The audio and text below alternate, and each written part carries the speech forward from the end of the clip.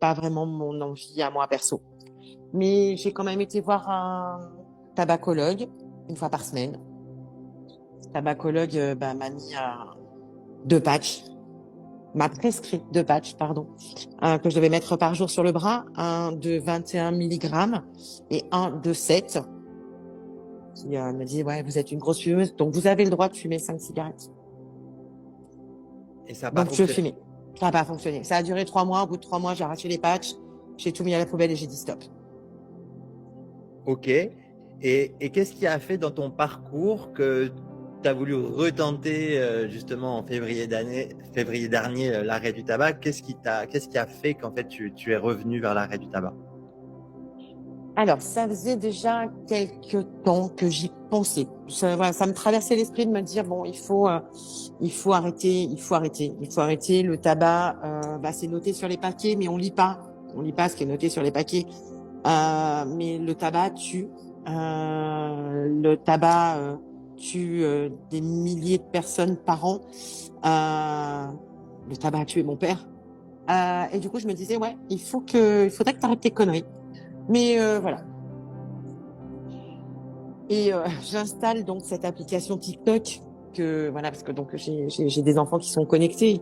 Du coup, je suis une maman un petit peu connectée aussi. Du coup, j'installe cette application TikTok l'année dernière, fin d'année. Et je tombe sur une de tes vidéos. Et là, je me dis, souvent, je me suis dit cette phrase dans ma vie, il n'y a pas de hasard. C'était pas un hasard sur mon déroulement de mon fil d'actualité TikTok. Et je t'ai écouté, j'ai été sur ton profil, j'ai regardé un petit peu tout ça et waouh, ça m'a interpellée. Et puis le lendemain, je revois encore une vidéo de Vincent qui aide les gros fumeurs. Cette phrase-là, qui aide les gros fumeurs. J'étais une grosse fumeuse. J'étais pas une fumeuse occasionnelle, non, j'étais une grosse fumeuse. Au bout d'un moment, il faut appeler un chat, quoi. Et là, tu invites les gens effectivement à t'écrire un mail pour s'inscrire. Donc là, un petit peu en catimini, toute seule, là, dans ma maison, je me suis dit, allez, je vais m'inscrire. Je vais m'inscrire parce que j'ai besoin de voir. J'ai besoin de voir. J'ai besoin de comprendre. J'ai besoin de, il aide. Ah, pardon, excuse-moi, t'es tombée, mais je suis de nouveau là. T'es revenu. Je suis désolée. J'ai dit, voilà, peut-être qu'il va pouvoir m'aider, moi. Parce que, peut-être que j'en ai besoin aussi. Peut-être que ces dernières semaines, c'était peut-être une souffrance de fumer. Peut-être dans ma tête inconsciemment. Parce que parfois, on est inconscient. Je pense qu'on est inconscient de fumer déjà. Ça, c'est une certitude. Quand on voit et qu'on comprend ce qui se passe avec la cigarette. Et 3 jours après t'avoir écrit ce mail, je l'ai avoué autour de moi. Je l'ai avoué d'abord à ma famille. Mais je l'ai avoué en larmes. Et là, je me suis dit, waouh, tu es en train de pleurer en disant que tu vas te libérer de la clope. C'est déjà, là, il y avait un truc qui était pas normal de pleurer pour ça. En fait, ça aurait dû être, entre guillemets, des larmes de joie. J'étais en train de me dire, purée, je suis super triste, en fait. Mais qu'est-ce qui va m'arriver? Et c'est arrivé.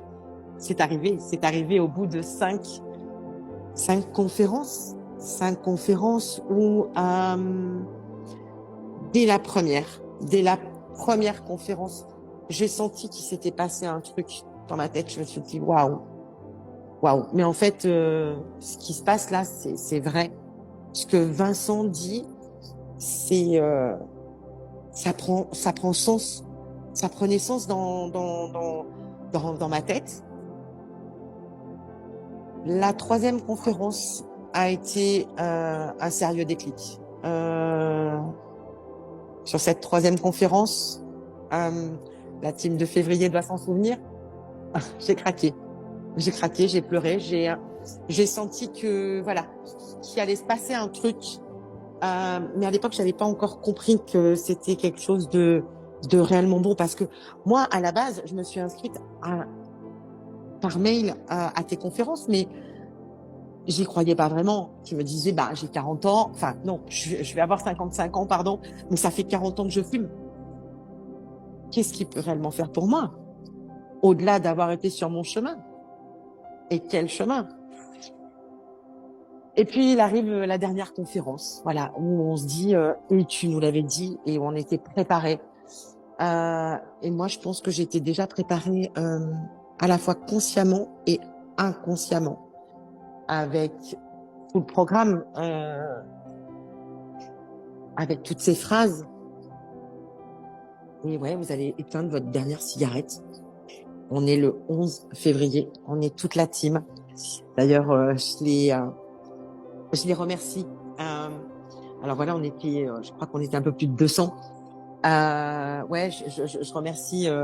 Je pense que les personnes se reconnaîtront avec qui effectivement je parlais beaucoup.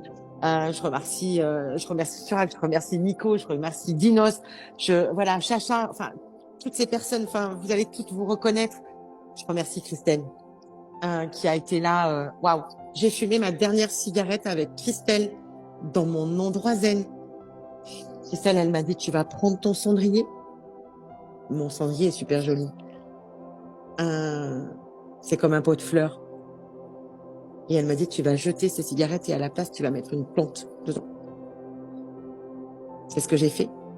Au jour d'aujourd'hui, dans mon endroit zen, j'ai un pot de fleurs avec des fleurs qui arrivent d'Italie. Et ça, c'est super chouette. Et donc, effectivement, le 11 à 22h01, j'ai écrasé ma clope.